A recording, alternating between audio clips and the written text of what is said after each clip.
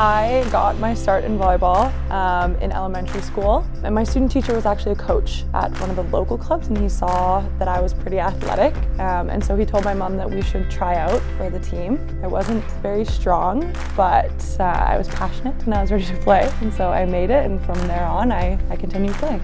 I think what stood out to me to make me decide between the sports I wanted to take and volleyball being the one. Sounds like a little bit of a cliche, but my team was pretty good in club, and we worked really hard at nationals and we won. And from there I was like, this is it. Like, I want to win at volleyball for the rest of my life. Like, I want to keep doing this. This was fun. I chose to come to UBCO for the athletic side.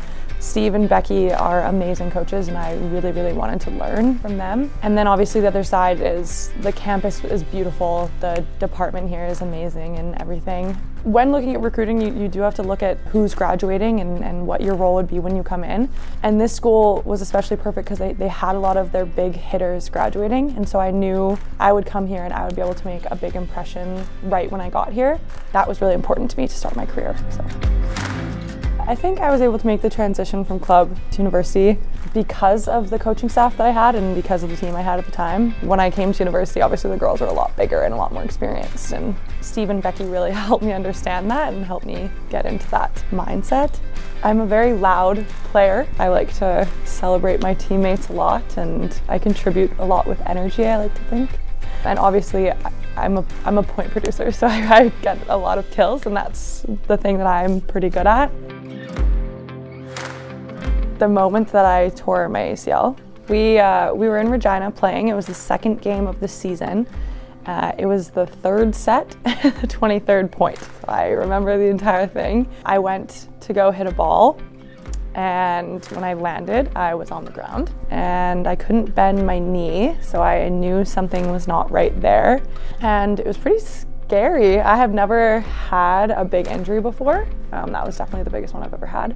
For some reason in volleyball, that is like everyone's worst nightmare. And so that was going through my mind the whole time. What drove me through that recovery process is just coming back and proving to everyone that I could come back and come back stronger.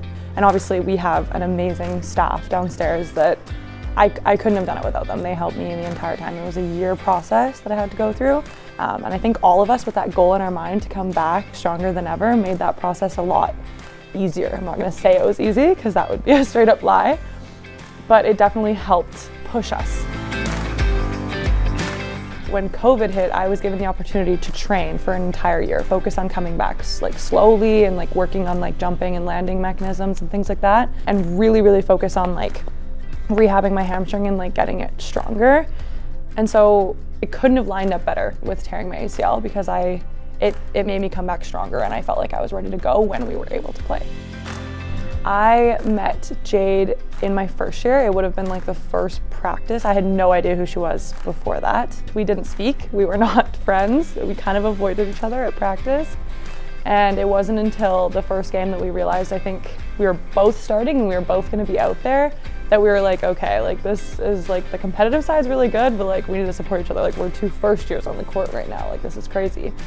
And it started with us just celebrating each other's points like crazy. And then from there on, we just got like inseparable. Like, everyone saw us together all the time in the weight room, in the gym, no matter what. And she's amazing. I wouldn't have succeeded at this school if Jade wasn't here. So. My national team experience this summer was a little different than I anticipated. So I was trying out for the B team, and I got pulled aside from the coach, and she was like, hey, like, we really like what we see. We'd actually like you to come train with the senior A team for this next week. We don't want you trying out for this team anymore.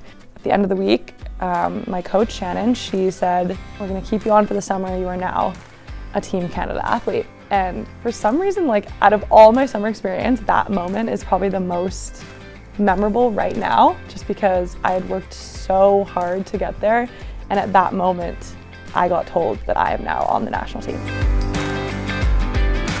I am very thankful for the opportunities that UBCO gave me, especially as a female athlete, and I am so unbelievably excited to see what other female athletes at this school can do now and in the future, because we are surrounded by some amazing female athletes.